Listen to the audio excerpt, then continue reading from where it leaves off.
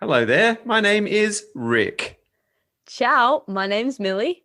And this is episode 18 18 of season 3 tre of Yonks Ago.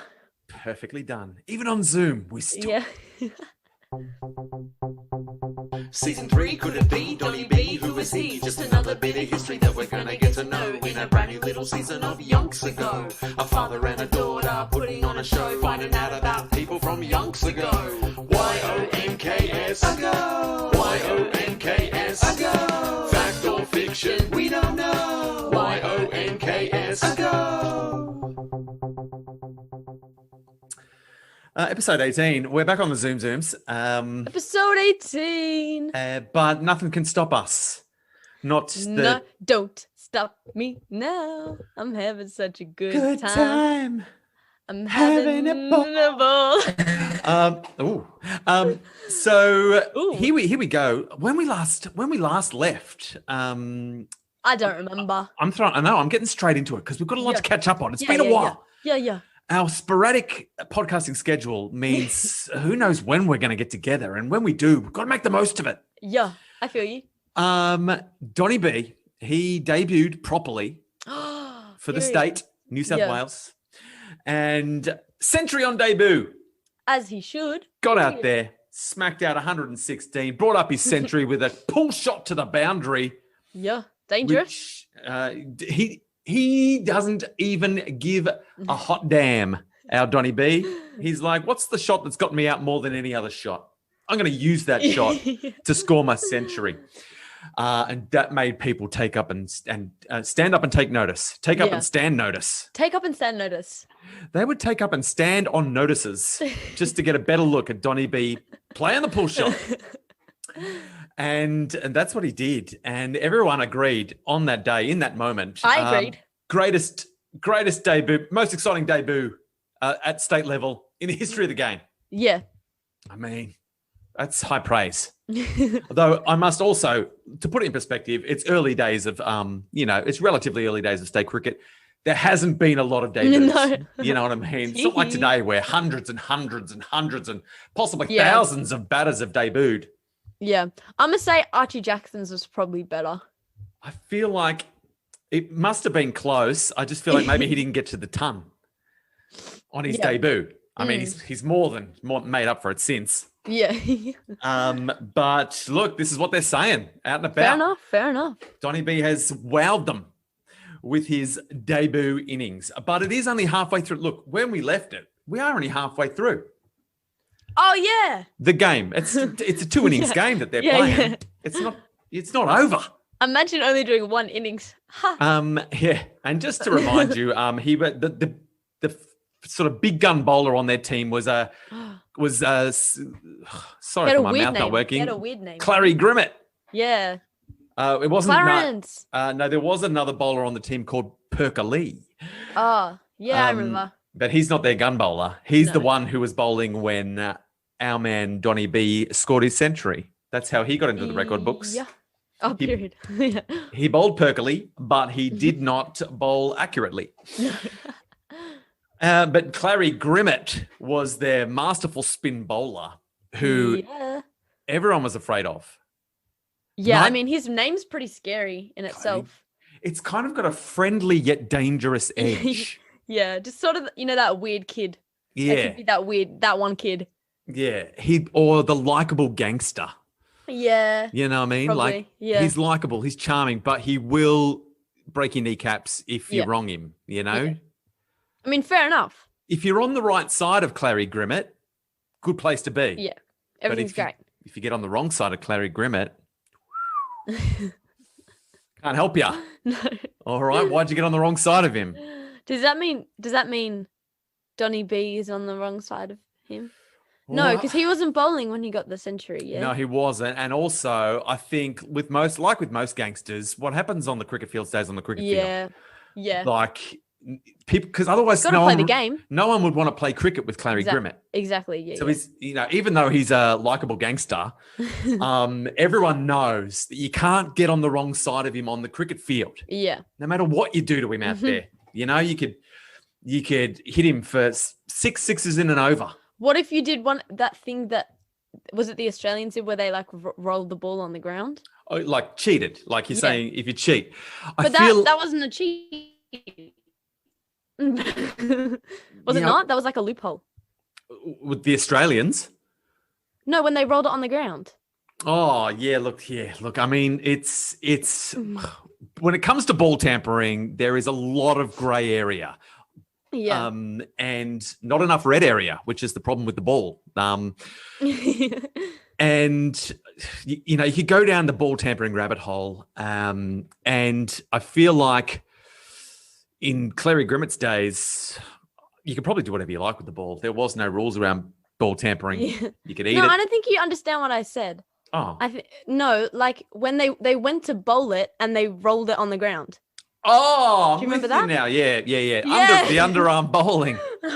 The underarm. Yeah. Sorry. Yeah, well, yeah, you're right. Look, I apologize. Yeah. Yeah, no, 100%. That was a loophole, but it didn't get the Australians in as much trouble as the ball tampering at a legal and, you know, in terms of punishment and all of that. Yeah. But that would have gotten you on the wrong side of what's his name? You reckon? Clary Grimmett. Yeah. Well, it got Australia on the wrong side of most people, that incident, and I don't think we've ever fully recovered. It still is a stain on our cricketing soul, but just in a different way to ball tampering. And I don't think anyone would have. Yeah, I feel like that may have got you on the wrong side of Clary Grimmett. Okay. Which is why no one ever tried that nonsense. But look, if you play within the rules, open slather. Yeah. Clary Grimmett will not break your kneecaps.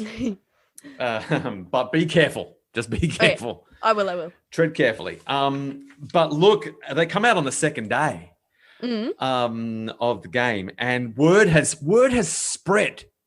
Whoa. That down in Victoria, there's another cricket game going on, and a batsman that we've talked on briefly, but you might have forgotten his name, Bill Ponsford. Yeah, I don't remember. He's a Victorian batter. No, I can't remember the last name a little bit. Yeah, well, he's got a stand named after him in Australia, the Ponsford stand. Nice. At the MCG. Yeah. So he's no slouch. And word has spread that he's gotten himself to 300 not out. Oh. And they're all like, you don't reckon he can beat the world record 429 runs? I reckon. And they're like, wait, who holds that record? And they look it up. Oh, Bill Ponsford. Bill Ponsford holds the record of 429. Yeah. He's the only Australian batsman to score 400 runs at first class level. He's the only one. No one's even got close. Damn. And so he's got the 300. They're like, he's in a mood. The last time we saw Bill Ponsford in this sort of mood, guess how much he scored? 429. What's going to stop him? 29. Jinx. I don't know. And then at stumps at the end of the day, so they just all focus on the game, the Adelaide versus New South Wales game, the South Australia versus New has gone out. Everyone's they're playing cricket, but they're all listening to the radio. They're all like, how much is Bill Ponsford now? Yeah. You know, so day 2 of this game has just become a very pedestrian affair. Yeah. As they keep track of how our man ponderous Bill Ponsford's been going. And at the end of the day, new world record. Yeah. 437 broke his own world record. As he should, period. So look, hats off to Bill Ponsford. Just a little bit of background on our man Bill Ponsford. Okay, go on. He started his career as an opening batsman, described as a cautious, stodgy opener, long on defence and short on sparkle. I know what that means. It means one of the more boring batsmen you're ever going to see. Oh, okay. That's how he started his career. And as far as I can tell, that's how he continued his career, because why not? Observers said that there was not a soul like the amiable, which means likable. So he's a likable chap, Bill Ponsford. But look, now here's another word that I had to look up: lugubrious, which means a little bit sad and dismal. Oh, rest in peace. So he's a likable chap, but he plays cricket in a rather sad and dismal fashion. But look, this sad and dismal fashion is getting him scores of 429 Yeah. and then 437. So it's hard to tell him to, change his ways. They say there might be more spirited men out on the cricketing field,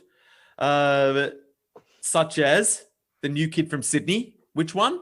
Donny B? Don. No. Archie Jackson. Yes, it's Archie Jackson. Yeah. People are still not yet talking about Donny B. No. The new kid from Sydney is still Archie Jackson. But look, the often ponderous Ponsford, so it is the good name for him, Ponderous Bill Ponsford, is a stayer. What's that? Like he's a stamina. He's just got nothing but stamina because he's not wasting a single bit of energy on anything other than your basic nerdle. Yeah, fair enough. And so how long did he stay in for to get 327? Well, look, 37. 437. Yeah, wait, look, that's what I meant. Yeah, I knew it. I knew you knew what I was talking about, and I knew you knew what you were talking about. But this conversation, I imagine he took a while. Yeah. But look, the people, the movers and shakers in the game, they've been forced to have discussions. Can there be people? We've got people like Archie Jackson, who's he will score runs quick and impressively, and he's a joy to watch. But will he ever score 400 runs? Probably not. No. Then you've got Ponderous Bill Ponsford, who will score 400 runs. But, geez, you could take a nap while you're watching it. I mean, you're not going to gather the kids around the radio to listen to the shots that he's playing. You're just going to he wouldn't be very good at like a T20 or anything. Yes.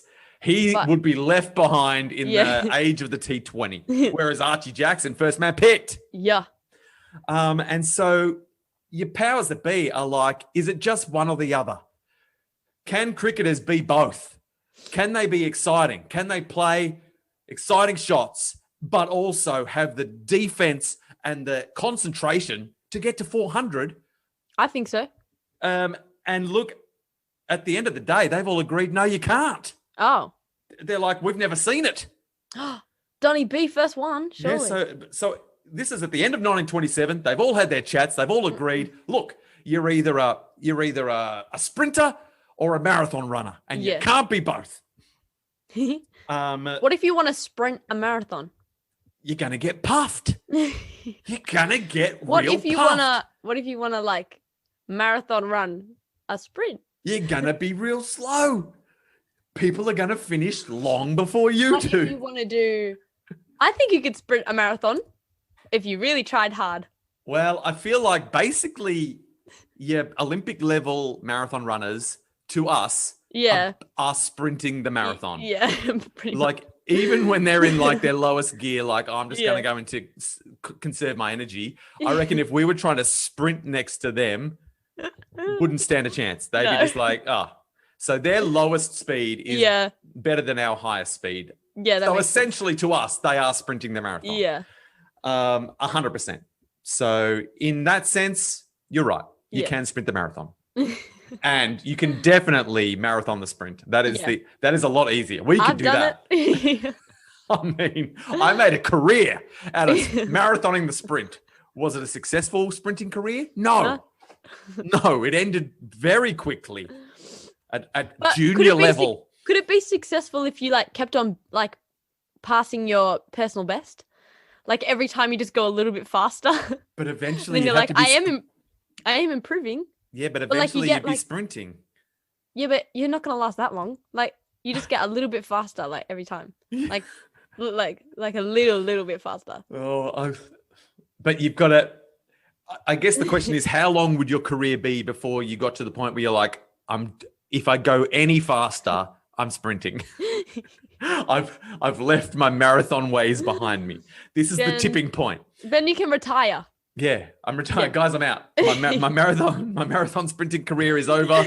I know you've all followed it on social media with Thanks for liking and subscribing. Yeah. But it's over. I'm on the cusp of sprinting, and I don't want that life. I'm not here for the sprint life. Fair enough. But listen, Hmm? cricket isn't a marathon or a sprint. No, it's a batting and a bowling Yeah. and a fielding. Yeah. But look, I feel like this might be foreshadowing. The fact that the fact that we've highlighted this conversation means, like, is Donny B going to be the first one? Well, I think so. To become the hybrid. Because he's shown that he's not scared of the dangerous shots, yeah? He has. And he's shown that he can get to pretty high scores. I mean, he can concentrate. So with those two, if he works up those, I mean, just he keep both sides of those personalities in balance inside of you. Let one of them shine when it needs to, and then bring it back in. Yeah. And then let the other one flourish, but then squash it down. Exactly. It's a balancing act. Yeah. All right. So I think it's possible. I think so.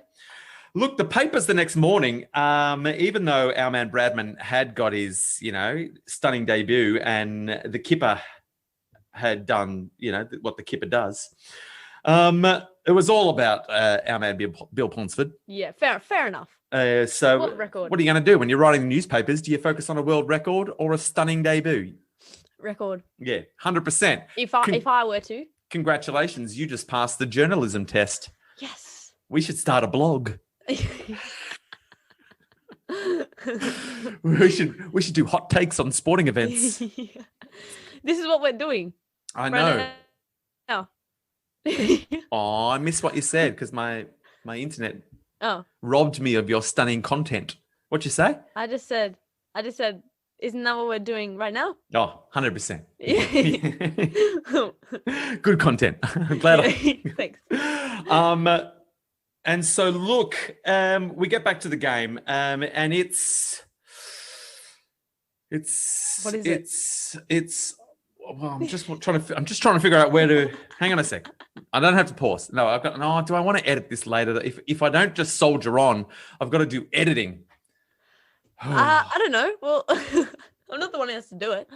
So look, Bradman got the better of our man Clary Grimmett, the smiling gangster, in the first innings. Dispatched him all over, but then smiling Clary Grimmett possibly threatened Bradman with a kneecap, but I doubt it.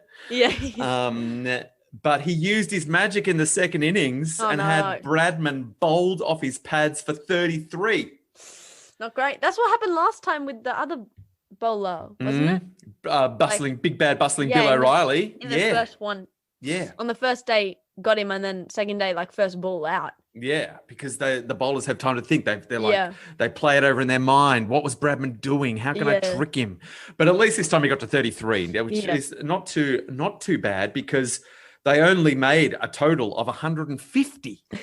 So in the first innings, they had it all their own way. New South Wales. They scored 519, obviously, with the help of your man Kipper and stunning debut Donny B. Mm-hmm. But then bundled out for 150.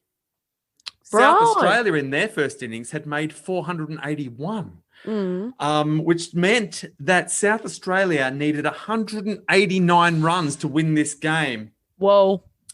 And they crumbled. I wouldn't say crumbled. They got to 185 for 9. They're 9 for 185. 1 wicket left. How many runs do they need? They need 4 runs to win. Oh, it's anyone's game. I know. And send Bradman into bowl.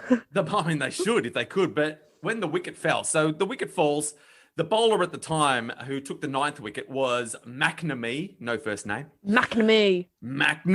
I think it was Mac. Namee. Mac. Oh, no, gotcha. First name Mac. Yeah. And so he took the wicket. He's on 5 for 53. Oh, nice. So he can take wickets. Yeah. And he runs into bowl, and he bowled a grubber. So maybe he rolled it along the ground. No, he bowled it over arm, but when it hit the pitch, it did not bounce. Oh. Because these pitches, it's been through a lot. They've scored so many runs and it's deteriorated. If it didn't bounce, does that count as a no ball? Nah, because he bowled it properly. But if it bounces twice, it's a no ball, yeah? That's what I ooh. thought it was. If it bounces twice before the Yeah, but I don't think ladder. it. I don't think it bounced. And I don't think it bounced twice. I think it just kept low. You know what I mean? But how did that even happen? Because he bowled it like if it bounced just in front of his, not in the middle of the pitch. Yeah. He's bowled it where he So can. he's done it overarm and it's Yes. landed Yeah. and just kept rolling. No, it didn't keep rolling. It just stayed real low. Oh, you just told me. Okay. Yep, get it now. I was so confused. I need to explain myself better. And so it's kept low, which makes it very hard for a batsman to hit. Yeah. I mean, because they're expecting it to bounce properly. Yeah. And so any variation in bounce is going to surprise a batsman. That has gone straight onto the wicket, has it? So it is hardly it's hardly risen. It has gone underneath the bat, heading Yeah. towards, but it has just missed the stumps by a millimeter. And because it has bounced so precariously, the wicketkeeper has been unable to stop it, and it has run down. Before. It's run down, and What? but it didn't make it to the boundary. Oh, it didn't make it because it was like a slow, Frick. But the batsman, who was one Williams, no Yeah. first name, and our man It was- no. It was Perker Lee. It was Will Yums. Yums. Yeah. Will It was Yums. Yums. Yeah.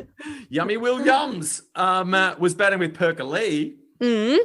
and they scampered 4 byes, How did I do that? What?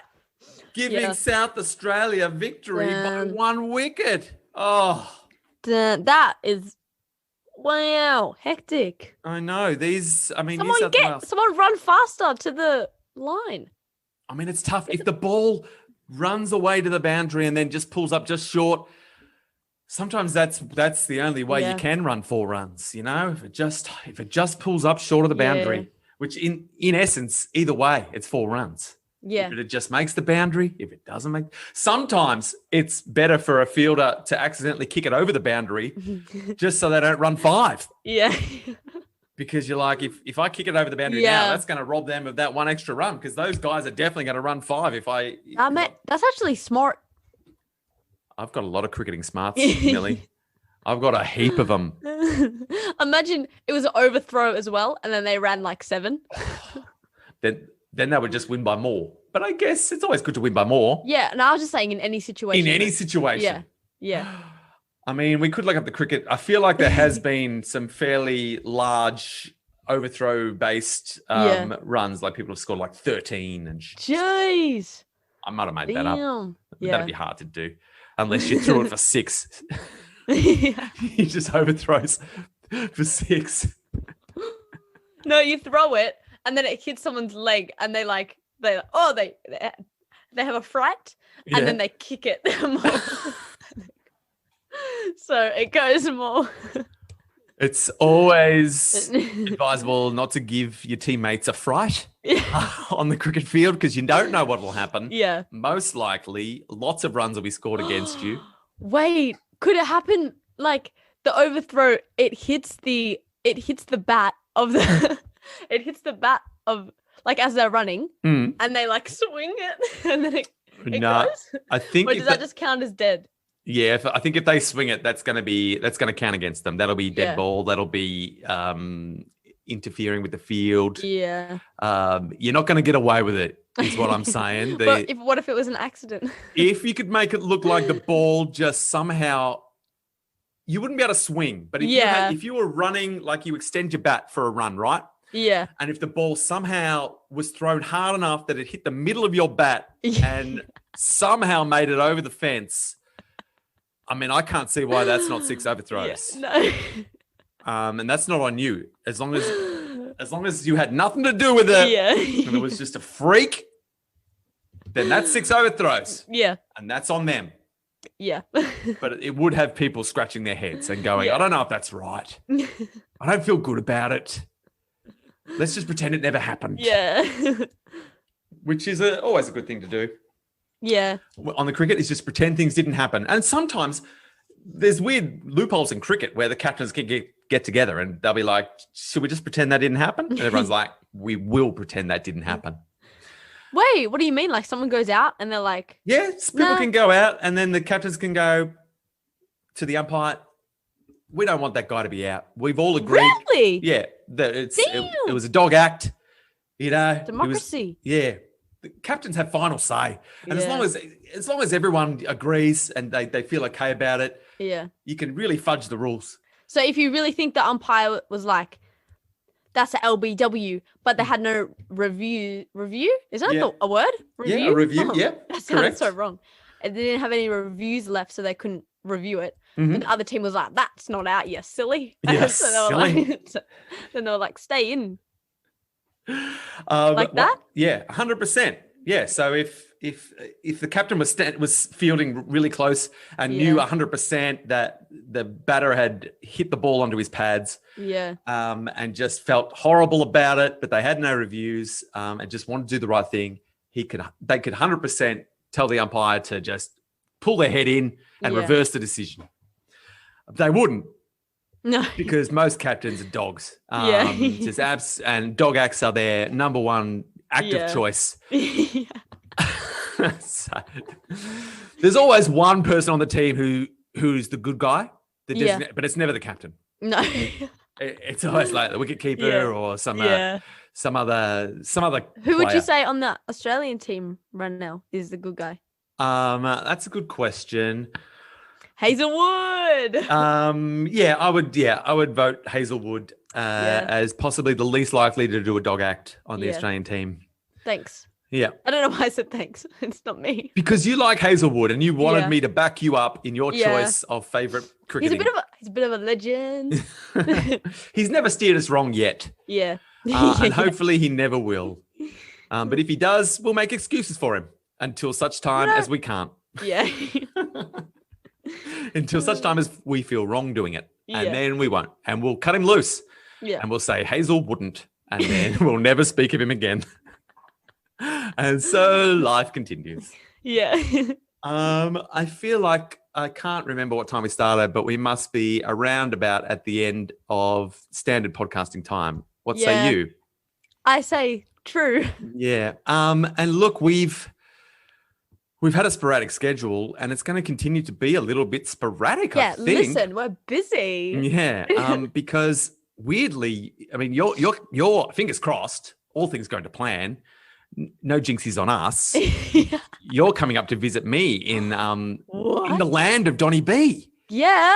and you would In the think, land of Donny B. what better Puff place? Magic Dragon. I mean, we could have gone and sat at some place, probably Don Bradman Oval or somewhere, and Yeah. recorded an episode. Oh, we should do that. But I just don't think we have the technology to do it. No, Weirdly me enough, all of our podcasting prowess relies on either being in the same room in our house Yeah. in Coburg, or Oh, don't give away our location. Coburg in Louisiana. Yeah.